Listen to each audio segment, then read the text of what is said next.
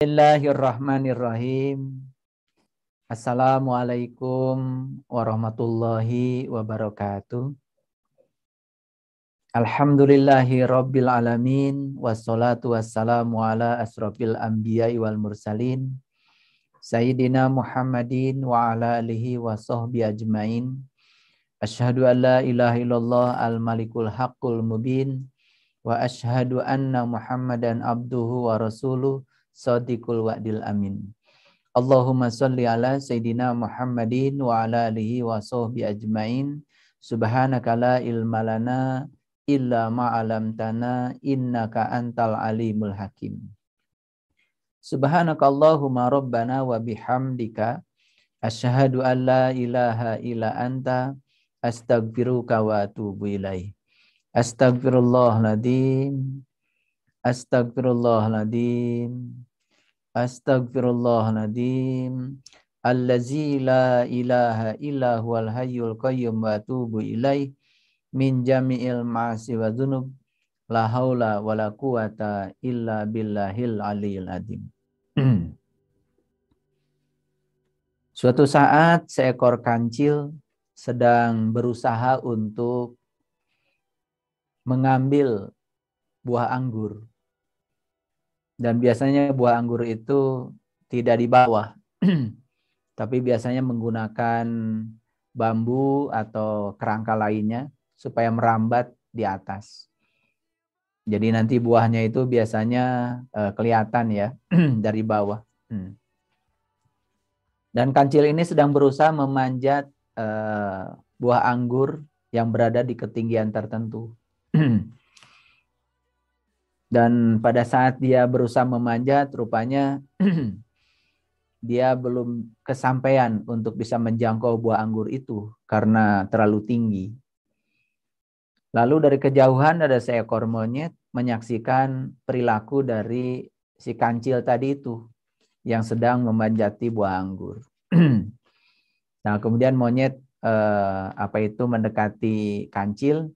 Dan kemudian monyet itu berbisik kepada kancil, ya kalau kamu tidak mampu, ya jangan memanjat yang tinggi-tinggi dong, panjat aja yang kamu mampu. Apa kata kancil? Aduh sialan, rupanya dari tadi kelakuan saya diperhatikan si monyet itu. Lalu apa yang dikatakan si kancil itu? Ya, sebetulnya saya bukan tidak mampu menjangkau anggur, saya baru mencium-cium saja. Apakah anggur ini sudah matang atau belum?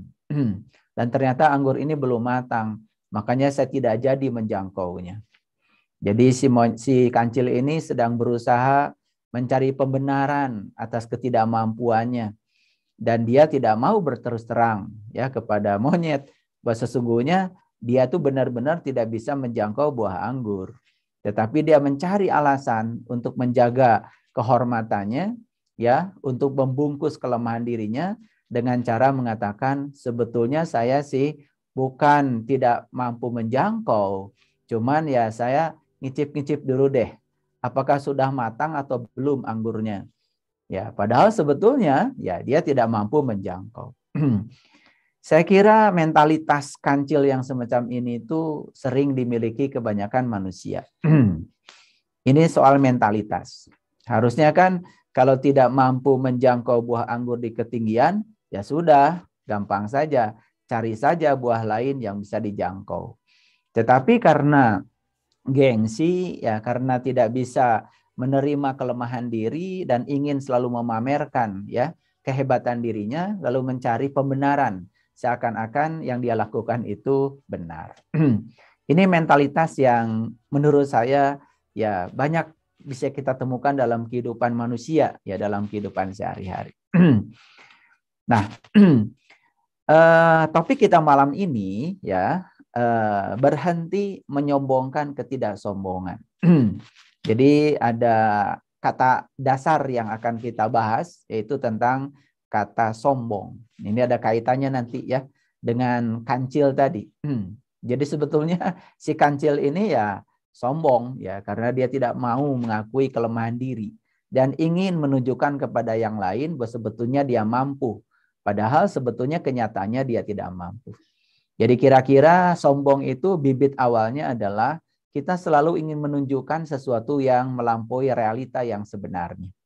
Karena kita tidak mau menerima realita itu dan kita ingin mendapatkan pujian seakan-akan kita mampu, lalu mencari cara untuk menunjukkan diri. Baik para sahabatku yang dirahmati Allah, kenapa saya membahas topik ini? Karena ini sangat penting ya. Karena kesombongan itu merupakan sebuah hambatan dalam perjalanan untuk meningkatkan kesadaran. Oleh karena itu ini menjadi sangat penting ya untuk dibahas malam ini. Nanti mungkin kita akan membahas beberapa ayat Al-Quran yang berhubungan dengan ini. Baik ya, yang pertama saya ingin mengajak kita untuk melihat kamus dulu ya, supaya kita mendapatkan pengertian yang tepat ya tentang kata sombong. Karena kan di sini kata dasarnya adalah sombong. Sombong itu dalam kamus ya artinya adalah angkuh ya. Dikatakan juga takabur. Ini dari bahasa Arab sebetulnya ya. Dikatakan juga arogan.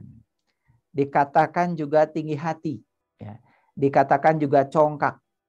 Dikatakan juga besar kepala. Jadi setidak-tidaknya saya melihat dalam kamus ada 6 padanan kata yang berhubungan dengan kata sombong ini. Jadi yang pertama adalah angkuh, yang kedua takabur, yang ketiga arogan, yang keempat tinggi hati, yang kelima congkak, dan yang keenam besar kepala. Ya ini setara ya, semuanya setara. Ini dari sisi bahasa dulu ya kita kupas. Sebetulnya apa itu sombong itu ya? Menurut para psikolog ya, ternyata sombong itu suatu perasaan ya. Jadi sombong itu sebetulnya emosi ya.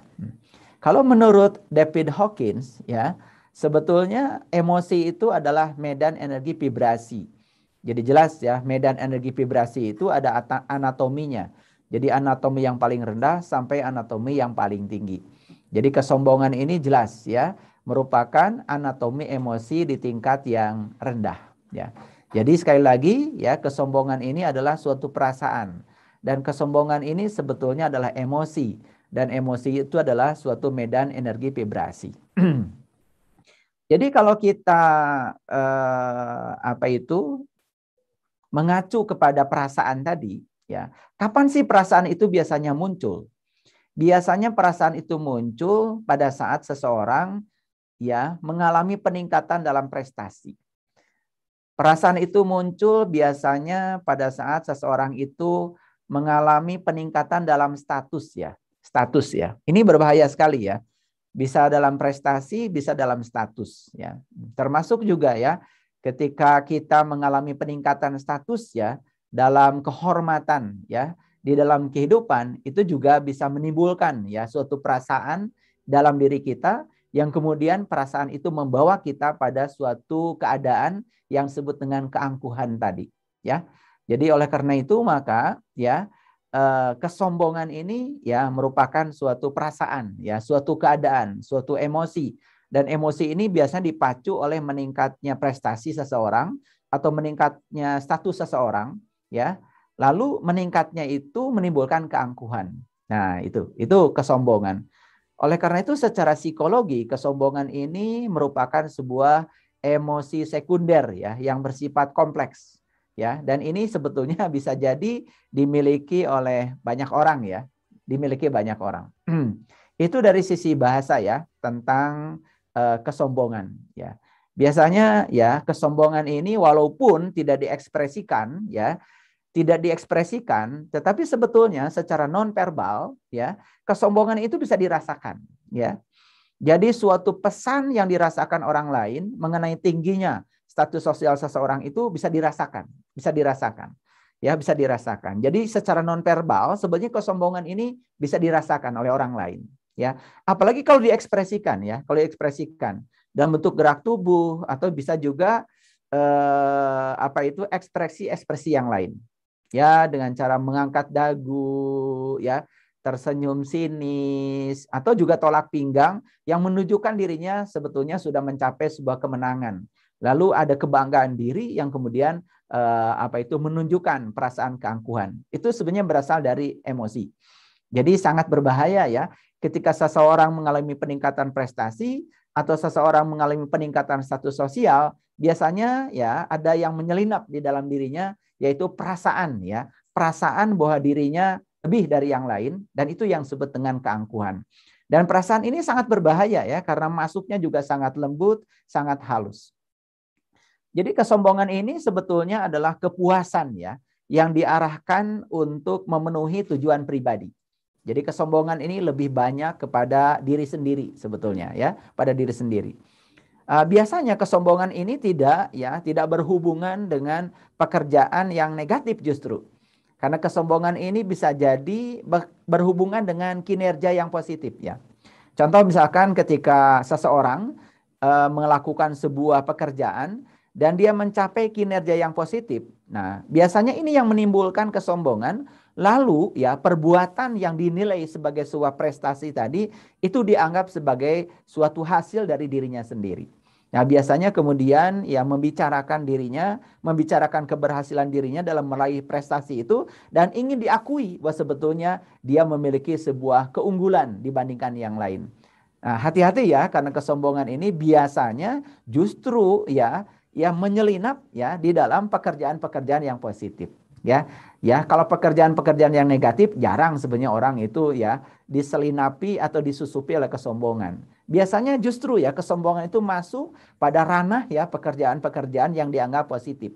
Jadi ketika seseorang mengalami kinerja yang positif, lalu status sosialnya meningkat karena prestasinya meningkat, nah di situ biasanya perasaan itu kemudian muncul yang disebut dengan keangkuhan. Oleh itu maka kesombongan ini termasuk termasuk emosi ya, medan energi vibrasi. Para sahabatku yang dirahmati oleh Allah ya. Jadi kalau kita mengacu kepada bahasa agama, mohon maaf saya tidak mengacu pada agama tertentu, saya menggunakan bahasa agama yang universal. Karena saya yakin di agama apapun yang namanya kesombongan ya jelas ya tidak diizinkan ya. Ya, tidak diizinkan ya. Karena apa? Itu kan sebetulnya memperolok diri sendiri. Ya, kesombongan itu merendahkan diri sendiri ya, merendahkan diri sendiri. Ya, jadi kesombongan itu ya merupakan permulaan dosa sebetulnya. Karena akan menyebabkan dosa-dosa yang lain. Itu bahayanya kesombongan ya. Jadi ketika seseorang itu melakukan tindakan keangkuhan dan kemudian dengan cara tadi ya mencari pembenaran untuk menutupi kelemahan diri, maka sebetulnya dia sedang membuat dosa permulaan yang akan diikuti ya oleh dosa-dosa yang lain. Nah, barangkali kata dosa ini sebetulnya mengacu kepada penyimpangan diri dari diri sejati kita. Jadi saya setuju dengan kata-kata Raden Ajeng Kartini dalam sebuah buku beliau ya, yaitu yang berjudul ya Menyusuri Kegelapan untuk Mendapatkan Terang. Nah, banyak sekali yang menerjemahkan itu menurut saya kurang tepat. Karena ya buku Raden Ajeng Kartini diterjemahkan habis gelap terbitlah terang. Padahal sebetulnya menyusuri kegelapan untuk mendapatkan terang. Karena apa? Karena gelap dan terang itu sebetulnya bukan hal yang berlawanan. Tapi terang dan gelap itu adalah mitra sebetulnya. Nah, inilah dalam hidup ya kita sering terjebak untuk membenturkan sesuatu. Padahal sesungguhnya harusnya bukan dibenturkan tapi itu dimitrakan. Kita tidak bisa melihat bintang di siang hari. Padahal di siang hari bintang tetap ada. Nah, bintang baru kelihatan di malam hari. Semakin gelap malam, semakin terang ya bintang kelihatan. Sebetulnya kita bisa melihat terang itu karena ada gelap. Jadi kegelapan itu sesungguhnya membantu kita untuk melihat terang. Oleh itu maka gelap dan terang itu sebetulnya adalah mitra. Nah, ketika seseorang sudah mencapai tingkat kesadaran yang tinggi, biasanya dia akan diikuti dengan kemampuan memitrakan, ya. Contoh yang sederhana ya, bagi seorang pengusaha, ketika dia menganggap ya saingan, ketika dia menganggap perusahaan lain yang sama dengan dirinya sebagai kompetitor, maka kompetitor itu hanya akan mendorong seseorang untuk bergerak lebih cepat. Tetapi tidak bergerak untuk mendorong dia lebih baik. Sebetulnya untuk mendorong dia lebih baik, sebetulnya harusnya menjadikan orang lain yang memiliki perusahaan yang sama sebagai mitra. Nah, itu yang disebut dengan kolaborasi. Ya, kolaborasi selalu membangun sesuatu yang lebih baik. Tetapi kompetisi selalu membangun ketakutan. Kompetisi selalu membangun ya gerak lebih cepat, tetapi belum tentu itu lebih baik. Nah, itu bedanya antara kompetisi dengan kolaborasi. Sudah saatnya sebetulnya kita yang menjadikan segala sesuatu yang bersifat dualitas di semesta ini bukan dikompetisikan, tetapi dikolaborasikan. Makanya ciri manusia abad 21 di samping harus kritis, harus kreatif, dia pun harus punya kemampuan komunikasi sekaligus kemampuan kolaborasi. Ya, kalau kita lihat ya startup-startup yang berkembang saat ini, kan sebetulnya mereka itu tidak punya produk ya, tidak punya apa itu produk. Jadi sebetulnya mereka itu hanya ya atau menjadi marketplace ya. Jadi hanya menyediakan tempat untuk jualan. Tetapi ternyata mereka justru lebih ya meraup keuntungan dibandingkan mereka yang punya produk. Karena mereka itu mengkolaborasikan semua kekuatan sehingga menjadi sesuatu yang luar biasa, ya terhubung semuanya dalam sebuah network yang sangat tertib, yang sangat rapi, sehingga memudahkan orang lain untuk mengaksesnya. Nah, itulah pentingnya kolaborasi ya. Jadi sebetulnya suami istri itu harusnya kolaborasi ya. Karena pernikahan itu kan sebetulnya latihan untuk menerima dan menghargai perbedaan. Nah, ketika dia mampu menerima dan menghargai perbedaan, itu akan terjadi kolaborasi. Tetapi ketika saling memaksakan persamaan, yang terjadi adalah kompetisi. Merasa diri paling benar, merasa diri paling hebat, merasa diri paling berjasa. Muncul lagi yang namanya keangkuhan. Dan keangkuhan ini selalu saja membawa kita pada satu jurang yang disebut dengan jahanam. Itu yang dikatakan dalam Quran surat Az-Zumar ya. Mohon ditunjukkan dulu ya surat Az-Zumar, itu surat ke-39 ayat yang ke-72. Ya, kita lihat dulu ya surat Az-Zumar. Ini akan menjadi titik tolak pembahasan kita malam ini. Surat yang ke-39 ayat yang ke-72. Ya, sebentar ya, sedang dicari dulu ayatnya supaya kita semua ya berketetapan hati untuk menjadikan ini sebagai rujukan kita dalam kajian kita malam ini. Ya, mari kita santaikan dulu pemikiran kita agar kita bisa jujur pada diri kita sendiri. Ya, apakah hari ini kita masih memiliki sifat sombong ini? Ya, sifat sombong ini. Bahkan sebetulnya ya ketidaksombongan pun bisa menjadi sombong. Ya, ketika ketidaksombongan itu disombongkan. Makanya saya mengajak kita untuk berhenti ya menyombongkan ketidaksombongan. Ya. Salah satu contoh dalam bahasa hidup yang sering ya dilakukan oleh kita. Kita sering mengatakan, "Oh, saya itu nggak arogan kok. Saya ini nggak sombong kok. Saya ini ikhlas kok." Gitu ya. Itu kata-kata yang sering diucapkan oleh kita. Itu yang disebut dengan sedang menyombongkan ketidaksombongan. Menyatakan diri tidak arogan, sebenarnya kita masih arogan.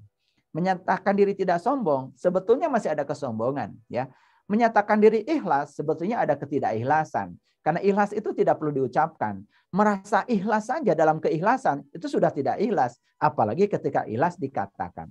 Ya, jadi apa sebetulnya ikhlas itu? Ya, itu nanti ada kaitannya dengan ketidaksombongan.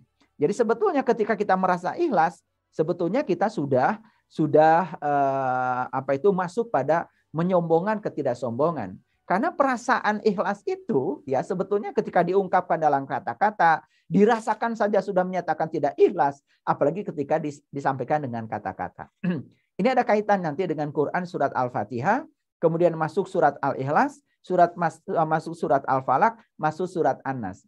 Jadi ternyata untuk menjadi manusia itu gerbangnya yang pertama Al-Fatihah, yang kedua Al-Ikhlas, yang ketiga Al-Falaq, dan yang keempat adalah An-Nas. Al-Fatihah itu pembukanya ya. Kemudian Al-Ikhlas itu adalah latihan untuk ya menghaluskan emosi kita ya supaya kita tidak menyombongkan ketidaksombongan. Ketika kita sudah bisa ya ikhlas dalam pengertian yang sebenarnya baru bisa masuk dalam kategori berikutnya yang disebut dengan peningkatan kesadaran. Jadi sebenarnya Quran surat Al-Falaq itu cerita tentang peningkatan kesadaran.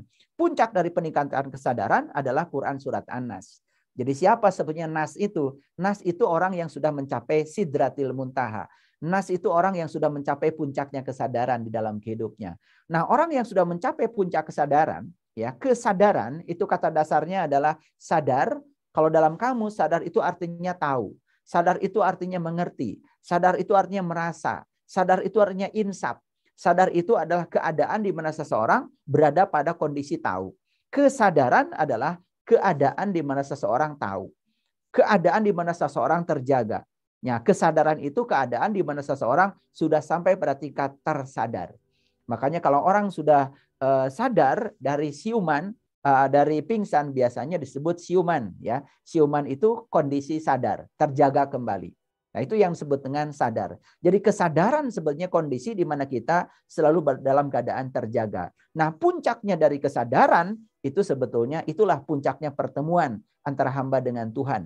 Makanya Nabi Muhammad bertemu Tuhan tidaklah di suatu tempat. Karena Tuhan tidak terjebak oleh konsep ruang dan waktu. Tapi Nabi Muhammad bertemu Tuhan di puncak kesadarannya. Itu diabadikan dalam Quran surat An-Najm dengan kata-kata walaqad ra'ahu nazlatan ukhra inda sidratil muntaha indaha jannatul ma'wa id yaghsha sidrati ma yaghsha. Jannah ya yang dikatakan dalam Quran surat An-Najm tadi berhubungan dengan kesadaran. Jadi jannah itu sesungguhnya adalah puncaknya kesadaran. Itu sebabnya Raden Ajeng Kartini ya menulis sebuah tulisan yang sangat mengagumkan.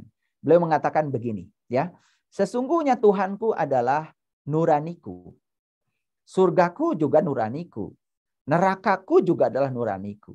Jadi beliau mengatakan nuraniku adalah Tuhanku, nuraniku adalah surgaku, nuraniku adalah nerakaku. Ini adalah ungkapan yang sangat cerdas. Kenapa begitu? Ya, karena beliau meneruskan kata-kata yang selanjutnya. Ketika aku melakukan kejahatan, maka nuraniku yang akan menghukum aku. Dan ketika aku melakukan kebaikan, maka nuraniku yang akan mengganjar aku. Itu kan sebetulnya sangat bisa dirasakan oleh kita. Saat kita melakukan kejahatan, sebetulnya ya kita ini sedang melanggar, ya sedang melanggar diri sejati kita. Maka ketika diri sejati kita dilanggar, muncullah yang disebut dengan rasa bersalah. Nah, rasa bersalah itu yang disebut dengan dosa. Jadi saya yakin ya, kalau orang yang tingkat kerendahan hatinya tinggi, ketika dia melakukan kesombongan sekecil apapun, dia akan merasakan bahwa dia melakukan kesalahan. Rasa bersalah itu akan menjadi acuan bagi dirinya. Tetapi yang paling berbahaya yang disebut dengan mutakabir ya, orang-orang yang takabur, tingkat kesombongannya sudah sangat tinggi sekali. Dan nanti kita akan tunjukkan nanti bahwa orang di level itu bahkan ketika melakukan kesalahan, dia tidak merasa kalau dirinya melakukan kesalahan. Ini sudah sombong pada tingkat yang luar biasa ya. Itu sudah tidak bisa ditolerir lagi. Nah, baik para sahabatku yang dirahmati Allah. Jadi kita kembali lagi tadi pada pernyataan Raden Ajeng Kartini. Beliau mengatakan Tuhanku adalah nuraniku. Jadi sebetulnya ya itulah ya Tuhan yang nyata dalam diri setiap manusia, nurani. Nurani itu dari kata nur. Nur itu adalah cahaya. Jadi sebetulnya dalam diri setiap manusia ada ruh ya, dan ruh itu adalah cahaya, cahaya di atas cahaya. Makanya pengenalan terhadap jati diri menjadi sangat penting untuk membuat seseorang tidak terjebak pada kesombongan atau terjebak pada menyombongkan ketidaksombongan. Karena menyombongkan ketidaksombongan pun sebenarnya masuk kategori sombong juga. Ya, masuk kategori sombong juga. Itu cuman lebih halus lagi. Ya, makanya kita akan berikan contoh-contohnya nanti. Baik, kita lihat ya Quran surat Az-Zumar ayat yang ke-72.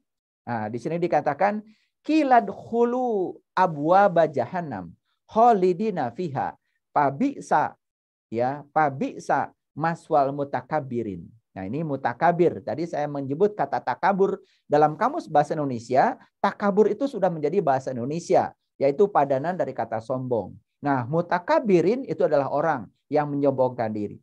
Nah, kalau kita lihat secara jernih ayat ini, kilad khulu abwaba jahannam ya, dikatakan kepada mereka, masukilah pintu-pintu neraka jahanam itu ya. Khalidina fiha, dan silahkan kamu tinggal di dalamnya. Pabisa maswal mutakabirin, bagi ya dan itu adalah tempat yang seburuk-buruknya tempat tinggal bagi orang yang menyombongkan diri.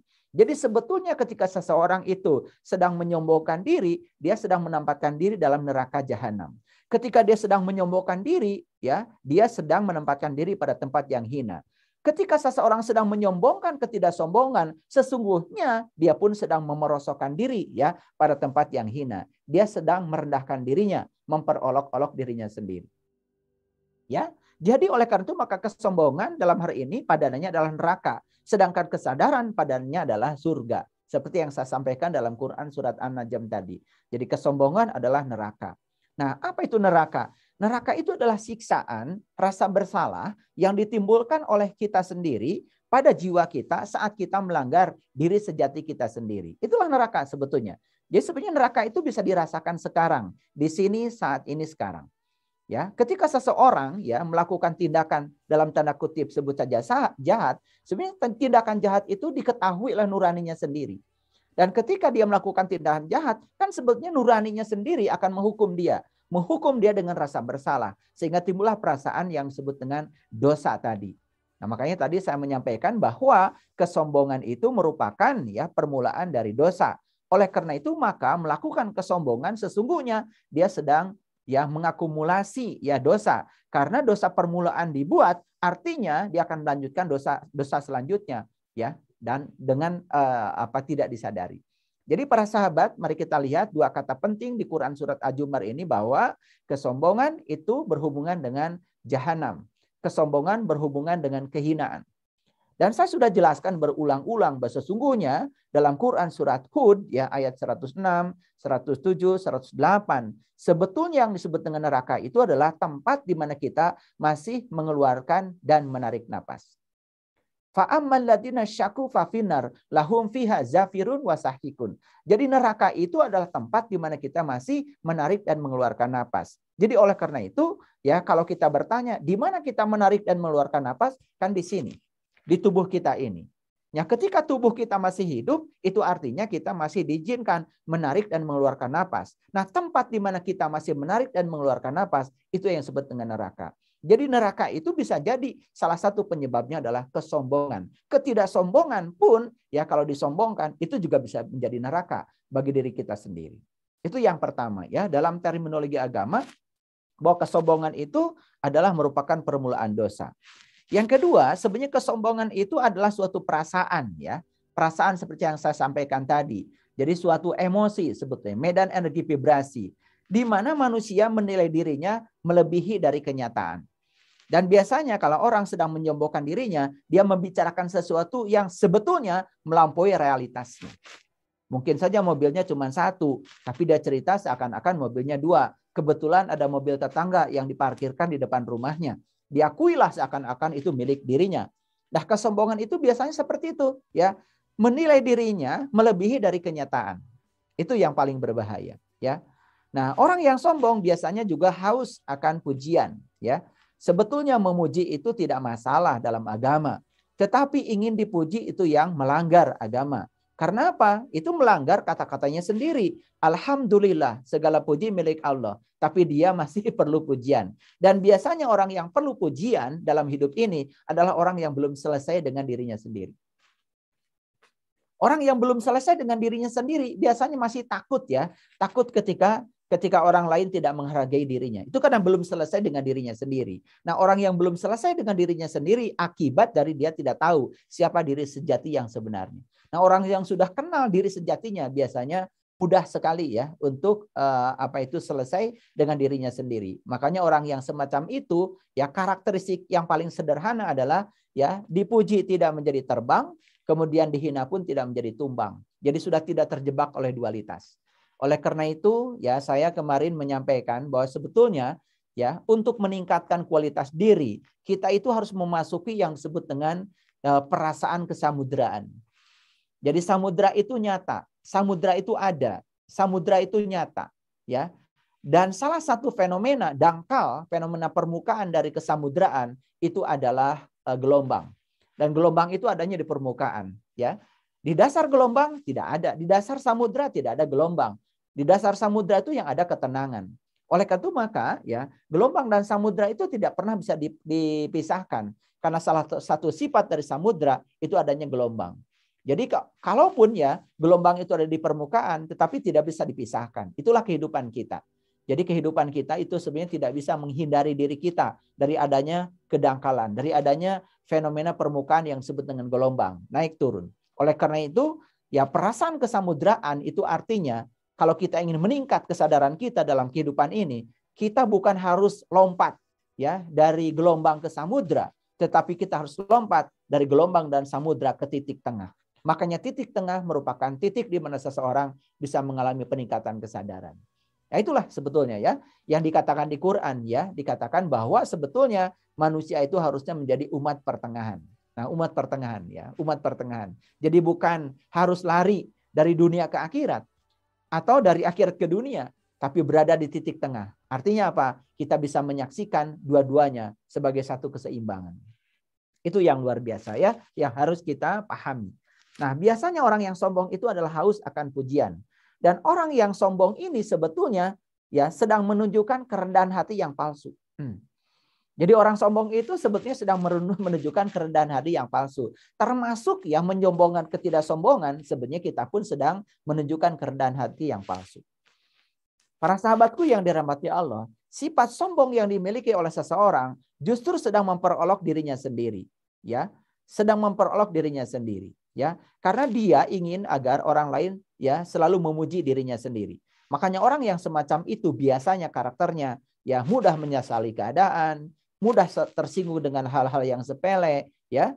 Ya, seperti itu ya karakternya. Dan yang mudah sekali ya kekuatan dirinya runtuh, ya, kekuatan dirinya runtuh. Jadi sekali lagi bahwa kesombongan itu yang merendahkan diri, ya, itu. Nah, orang-orang yang memiliki kesombongan itu ada 3 kategori. Ini kategori yang paling besar. Yang pertama adalah merasakan kebaikannya berasal dari dirinya sendiri. Yang kedua adalah merasakan kebaikannya berasal dari Tuhan, tetapi ya Tuhan itu ya menggunakan jasanya seakan-akan. Itu juga termasuk kesombongan. Jadi merasa kebaikan berasal dari dirinya sendiri itu sombong. Nah, merasa kebaikannya berasal dari Tuhan, tetapi dia di dalam dirinya merasa seakan-akan Tuhan menggunakan dirinya. Ya, itu juga merupakan kesombongan. Dan yang berikutnya adalah membanggakan sesuatu yang sesungguhnya dia tidak miliki.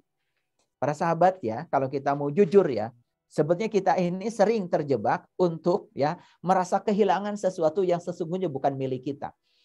Kita sering mengatakan lahu ma fis samawati wa ma fil ardh. Ya, yang di langit punya Allah, yang di bumi punya Allah. Kalau yang di langit punya Allah, yang di bumi punya Allah, yang di antara bumi dan langit punya Allah, jadi kita pun sebenarnya punya Allah. Tetapi kalimat itu jarang disadari karena kita sering mengatakan bahwa ini milikku, ini punyaku dan sebagainya. Dan biasanya ketika label aku ditempelkan pada sesuatu yang kita miliki, kita akan mudah sekali untuk runtuh. Karena apa ya? Orang yang belum bisa mencopot label aku pada apa yang disebut miliknya, biasanya gampang sekali untuk dihancurkan. Ya, terutama yang dihancurkan adalah mentalitasnya, yang dihancurkan adalah dirinya yang di dalam, ya. Itu yang sangat berbahaya. Nah, orang yang sudah selesai dengan dirinya sendiri yang saya sebut tadi, biasanya tidak pernah ya dan tidak terlalu suka untuk menempelkan label aku pada apapun, ya. Karena apa? Ketika menempelkan label aku pada sesuatu, dia tahu akibatnya dia akan terluka ketika sesuatu yang ada label aku di dalamnya itu kemudian mengalami perubahan. Padahal hidup itu sesungguhnya adalah perubahan, ya. Bahkan segala sesuatu dalam hidup bukan sekedar akan berubah, tetapi juga akan berakhir. Jadi yang pertama ya, merasa kebaikan berasal dari diri kita sendiri itu adalah kesombongan. Merasakan kebaikan berasal dari Tuhan tetapi melewati kita dan itu diklaim sebagai ya Tuhan melewati diri kita, itu juga suatu kesombongan. Apalagi membanggakan sesuatu yang tidak dimiliki. Apa sih yang milik kita? Bukankah semuanya milik Tuhan? Bukannya semuanya milik Allah? Tetapi kita sering merasa seakan-akan itu milik kita. Akibatnya ketika itu hilang dari diri kita merasa kehilangan. Padahal sesungguhnya itu bukan milik kita. Yang luar biasa kita sering tersakiti ketika kita kehilangan sesuatu yang sesungguhnya bukan milik kita. Jadi aneh sekali sebenarnya kan manusia itu ya sering merasa kehilangan sesuatu yang sesungguhnya bukan miliknya. Karena di situ dia menempelkan keakuan ya, label aku di dalam sesuatu yang disebut miliknya. Nah inilah sebetulnya ya perlu kebebasan kita itu untuk mencabut ya label-label aku pada apapun yang disebut dengan milik kita. Nah kesadaran bahwa sesungguhnya semua milik Allah itu sangat luar biasa. Kalau itu disadari setiap saat dan itu akan melegakan kita. Kemudian yang keempat ya, kategori yang keempat adalah memandang rendah orang lain dan merasa ya sebagai satu-satunya pemilik dari apa yang dimilikinya. Nah, ini 4 kategori. Jadi saya ulangi lagi, kategori kesombongan yang pertama adalah merasakan ya kebaikannya itu berasal dari dirinya sendiri. Kategori yang kedua adalah merasakan kebaikannya itu berasal dari Tuhan, tetapi atas jasanya dia. Yang ketiga adalah membanggakan sesuatu yang tidak dimilikinya. Dan yang keempat adalah memandang rendah orang lain karena dia merasa sebagai satu-satunya pemilik dari apa yang dimilikinya. Nah, kalau sudah sampai ya pada kategori yang 4 ini ada pada diri kita, mohon maaf, sebenarnya kita sedang menciptakan neraka bagi diri kita sendiri. Karena saya sudah sampaikan di ayat ini bahwa kesombongan itu identik dengan neraka. Dan neraka itu adanya di sini saat ini sekarang. Perasaan tersiksa karena kita merasa bersalah akibat kita melanggar ya pribadi kita yang sejati, itulah yang disebut dengan dosa. Dan perasaan berdosa itu adalah rasa bersalah yang akan menyiksa pada diri kita. Itu sesungguhnya neraka ya. Sebagai satu bentuk dari neraka pada diri kita. Mohon ditutup ya ayatnya. Baik para sahabat, kita akan lanjutkan. Saya akan menceritakan secara detail ya tentang tahapan-tahapan kenapa seseorang itu bisa sombong. Tahapan pertama yang paling dasar adalah ya adanya rasa ingin tahu akan segala sesuatu. Awas ya. Rasa ingin tahu pada segala sesuatu, apalagi yang bersifat menyangkut urusan orang lain, itu sebenarnya pikiran yang sembrono. Dan hampir semua orang ya, mohon maaf ya, perhatikan ya. Bila ada sebuah kejadian, misalkan kejadian di satu tempat, biasanya begitu ada kejadian apa sajalah, ada kecelakaan sepeda motor atau apapun ya, kejadian, biasanya orang itu mudah sekali ya untuk berkerumun. Ada rasa ingin tahu, ya, ada rasa ingin tahu. Itu sebetulnya salah satu contoh yang sederhana. Itu sebetulnya titik awal, ya. Ketika seseorang itu selalu ingin tahu, apalagi urusan orang lain, ini bibit awal sebetulnya, bibit awal untuk tumbuhnya kesombongan dalam diri. Oleh karena itu, ya harus ditolak dengan satu solusi, yaitu penyangkalan, ya kehendak diri dalam kebersahajaan dalam hidup. Jadi harus ada kebersahajaan dalam hidup ya. Jangan selalu ingin tahu apalagi urusan yang menyangkut orang lain. Jadi kalau ingin tahu dalam hal-hal yang positif yang menyangkut keilmuan dan lain-lain itu bagus. Tapi ketika rasa ingin tahu ini digunakan ya sebagai satu bentuk di mana kita ingin tahu urusan orang lain, urusan-urusan yang menyangkut bukan urusan kita, itu bisa menjadi awal seseorang mengalami kesombongan. Kemudian yang kedua, senang sekali berbicara sesuatu yang tidak penting. Oleh karena itu solusinya adalah cobalah mulai melatih diri untuk berbicara ya yang terkendali dan tenang. Makanya jangan pernah menjawab kalau tidak ditanya. Jangan menjelaskan kalau tidak diminta. Nah, biasanya mohon maaf ya, kecenderungan orang yang punya sifat sombong tidak diminta pun bicara. Bahkan ya tidak ditanya pun menjawab. Ini aneh. Ini sebetulnya karakter di mana seseorang itu akan menunjukkan ya kesombongannya. Ingin selalu diakui sebagai yang paling bisa, selalu ingin diakui di kelompoknya itu sebagai yang paling unggul biasanya. Nah, ini bibit-bibit. Oleh karena itu maka saya munculkan penyakitnya, saya munculkan solusinya. Jadi ketika dalam diri kita ada rasa ingin tahu yang terlalu berlebihan, itu pikiran kita sudah sembrono sebetulnya. Apalagi urusan-urusan yang menyangkut bukan urusan kita. Solusinya adalah cobalah mulai bersahaja untuk tidak terlalu agresif untuk ingin tahu apalagi urusan yang menyangkut diri kita. Yang kedua, ya, ketika kita senang berbicara sesuatu yang tidak penting, hati-hati ya. Ya, kendalikan diri supaya kita berbicara sesuatu yang terkendali dan tenang. Kemudian yang ketiga ya, kegembiraan dan gelak tawa yang di luar kewajaran itu juga ya, itu pemicu ya untuk menimbulkan kesombongan. Oleh karena itu ya, tertawa itu ya tidak usah berlebihan ya. Tertawa itu tidak usah berlebihan. Jadi ada yang kemudian mengisyaratkan ya udahlah kamu ketawa bebas saja. Hati-hati. Karena apa? Ya, kegembiraan dan gelak tawa yang di luar kewajaran kalau itu terus-menerus dilakukan itu juga berbahaya. Ya, itu akan menimbulkan kesombongan. Kemudian yang keempat, ini level yang lebih dalam lagi, suka membual dan banyak bicara, ya. Suka membual dan banyak bicara. Biasanya orang yang ada karakter dalam dirinya untuk menunjukkan keangkuhan, biasanya banyak bicara dan membual biasanya. Kalau membual itu kan biasanya berbohong, ya. Ya. Nah, makanya kalau kita tidak diminta untuk berbicara, ya sudah, nggak usah banyak bicara. Makanya diam itu emas ya para sahabat. Ya, diam itu emas. Ya, diam itu emas. Ya, dan ini sering juga dikatakan bicara juga emas kalau dipentingkan. Ya, saya setuju, saya setuju. Dan biasanya diam itu emas biasanya digunakan oleh para suami ya. Ya, para suami. Ketika istrinya minta emas, biasanya para suami diam. Ya, maka diam itu emas ya. Nah, kemudian yang kelima ya, suka menonjolkan diri supaya tampak suci. Nah, ini udah level yang lebih tinggi lagi ya dari yang tadi. Suka menonjolkan diri supaya tampak suci. Ya. Kalau saya menyitir ya dalam Injil itu ada satu ayat yang sangat keren. Dikatakan begini ya. Janganlah kamu bersembahyang seperti orang yang berpura-pura suci karena suka bersembahyang di rumah sembahyang supaya dipandang orang pamer ya dan pada siku jalan. Maka yang demikian itu ya tidak ada pahala baginya.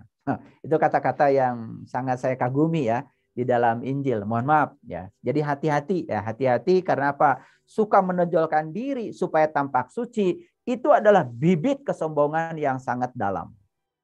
Oleh karena itu ya, solusinya adalah ya, cobalah memandang diri ya bahwa sesungguhnya tidak ada hak istimewa di dalam masyarakat. Jadi tidak ada hak istimewa ya pada diri. Jadi kita itu belajar untuk melatih diri dalam kesetaraan. Kemudian yang keenam ya, suka dipuji ya. Suka merasa lebih suci dibandingkan orang lain. Apalagi ketika ya orang lain memuji ya tentang kesucian dirinya itu. Itu bahaya sekali, sangat berbahaya sekali. Dan oleh karena itu maka solusinya adalah cobalah untuk belajar merasa diri ya lebih berdosa aja lah dibandingkan orang lain. Dan biasanya orang yang mengaku bahwa dirinya lebih berdosa dan menyatakan bahwa dirinya lebih berdosa daripada orang lain, itu biasanya lebih rendah hati. Lebih rendah hati dibandingkan dengan orang yang suka dipuji karena merasa lebih suci dibandingkan orang lain. Jadi hati-hati ya, ketika ada orang terbuka kepada kita dan kemudian merasa bahwa dirinya tidak layak, diri merasa paling berdosa dibandingkan orang lain, jangan dikira loh. Ketika ada orang mengungkapkan dirinya merasa lebih berdosa daripada orang lain, dengan kejujurannya dia menyatakan itu, bisa jadi dia rendah hati. Tapi orang yang suka dipuji dan merasa lebih suci dibandingkan orang lain, bisa jadi dia adalah tinggi hati. Itu kesombongan. Nah, dalam praktek hidup biasanya kan ada orang-orang dengan kepolosannya, ya, kerendahan hatinya. Dia mengatakan seakan-akan dirinya itu lebih berdosa dibandingkan orang lain. Terkadang-kadang dia menyatakannya ya, dia menyatakannya pada orang lain. Waduh, saya banyak kesalahannya, saya banyak dosanya gitu. Jangan dikira loh, itu sebetulnya adalah kerendahan hati. Ya. Ya. Kemudian yang ketujuh ya, merasa dapat melakukan segala sesuatu di atas kemampuannya. Nah, ini yang disebut dengan pembenaran diri, seperti contoh kancil tadi. Jadi merasa dapat melakukan segala sesuatu di atas kemampuannya. Sebetulnya dia itu tidak bisa menjangkau ya buah anggur yang tinggi, tapi dia mencoba untuk menjangkau itu ya, dan ketika tidak mampu menjangkaunya, dia mencari pembenaran kepada orang lain dan menyatakan dia tidak mampu untuk mencari pembenaran bahwa sebetulnya dia itu ya bukan tidak menjangkau, bukan tidak mampu, kan sedang icip-icip dulu ya supaya hanya sekedar tahu ini buah anggurnya udah matang apa belum. Padahal sebenarnya dia tidak bisa menjangkau. Nah, mentality yang semacam ini mencari pembenaran itu juga salah satu bentuk ya yang akan melatih seseorang memunculkan keangkuhan diri. Nah, bagaimana solusinya? Cobalah belajar untuk memandang diri tidak layak ya untuk menerima atau melakukan segala sesuatu. Nah, ini hati-hati ya, hati-hati. Ini ada hubungannya dengan hukum tarik-menarik. Jadi yang saya maksud adalah bukan berarti merendahkan diri, tetapi ini adalah kerendahan hati. Karena rendah diri dengan rendah hati itu beda. Ya. Ini sangat berbahaya kalau ya kita merendahkan diri. Kalau merendahkan diri itu menghancurkan diri. Jadi ketika kita memandang diri ya tidak layak untuk menerima atau melakukan segala sesuatu, artinya ya itu sebuah kesadaran pada diri dari kerendahan hati, bukan dari kerendahan diri. Kemudian yang kedelapan adalah merasa tidak berdosa. Nah, ini kesombongan yang tingkat tinggi ini. Merasa tidak berdosa itu adalah kesombongan tingkat tinggi. Banyak yang dia lakukan suatu kesalahan tapi merasa tidak berdosa. Nah, ini artinya ya nuraninya itu sudah tidak hidup. Ya, nuraninya sudah hidup. Ketika dia melakukan kejahatan, ya tidak ada perasaan bersalah dalam dirinya, itu juga sangat berbahaya. Karena apa? Akibatnya dia merasa tidak berdosa. Ini kesombongan tingkat tinggi, ya. Nah, sebaliknya kalau orang selalu mengaku ya dosa, sekecil apapun yang dia lakukan, itu adalah kerendahan hati. Kemudian yang ke-9, ini tingkat yang lebih tinggi lagi adalah tidak jujur dalam pengakuan dosa. Nah, tidak jujur dalam pengakuan dosa. Makanya mohon maaf ya, dalam sebuah perjalanan spiritual, kalau kita tidak jujur dalam pengakuan dosa, itu menjadi hambatan bagi kita untuk melakukan proses penyucian diri. Karena bagaimana ya bisa disucikan kalau sudah tidak jujur? Karena ketika kita jujur dalam pengakuan dosa, penyucian diri sudah terjadi. Jadi kita seperti datang ke dokter, kemudian kita menyatakan sakit ini, sakit itu, tapi kita nggak jujur kepada dokter, ya, kepada dokter. Apa yang terjadi? Kita menipu diri kita sendiri. Akibatnya apa? Dokter tidak bisa melakukan treatment terhadap apa yang sesungguhnya kita derita, karena kita pun ya melakukan pengakuan yang tidak jujur. Nah, ketika kita ingin disucikan ya untuk mencapai yang maha suci, tetapi dalam diri kita ada ketidakjujuran dalam pengakuan dosa, itu juga kesombongan. Ini kesombongan levelnya sudah level 9 sebetulnya ya. Nah, jujur dalam pengakuan dosa itu kerendahan hati yang sangat luar biasa. Para sahabatku ya, orang-orang yang suka memberontak ya terhadap peraturan atau melawan atasan yang berwenang, sebetulnya itu juga ciri kesombongan ya.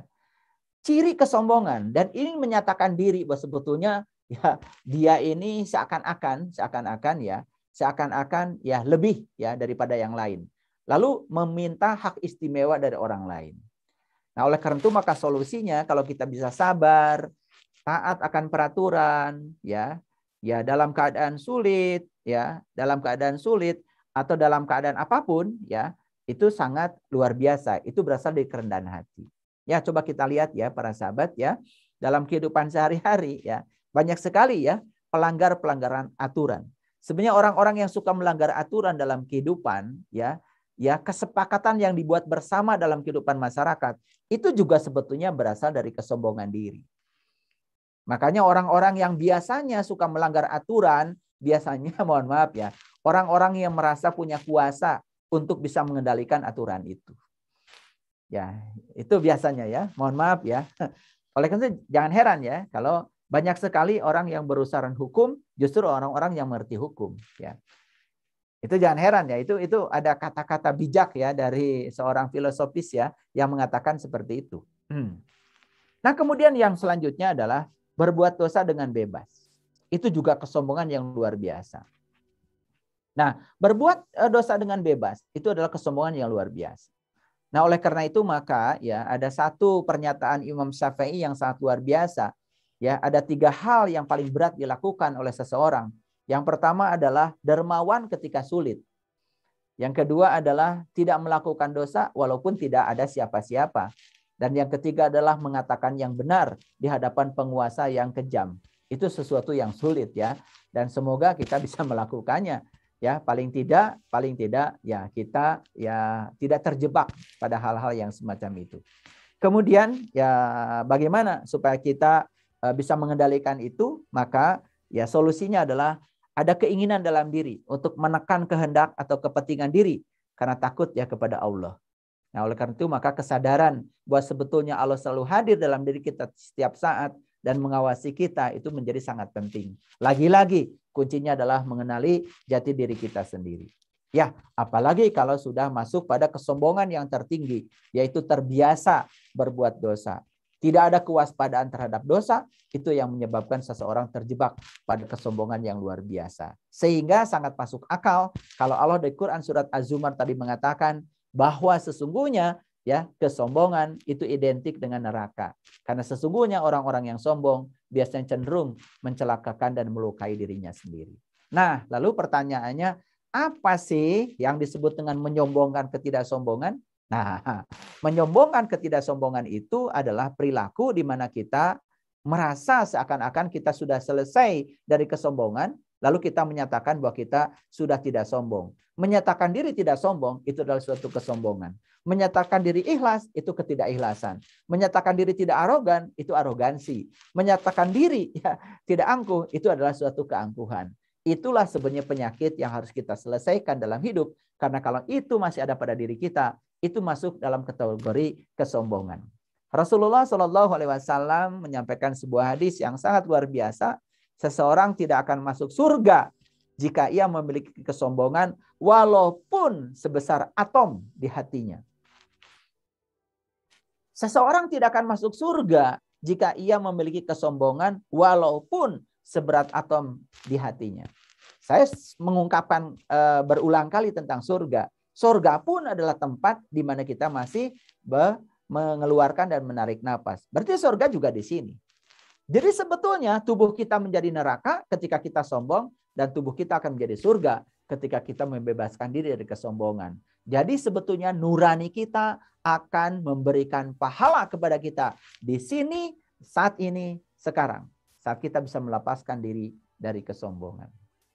Para sahabatku yang dirahmati oleh Allah, oleh karena itu ya dampak dari kesombongan itu sangat luar biasa. Yang paling utama adalah sulit untuk memaafkan. Sulit untuk memaafkan.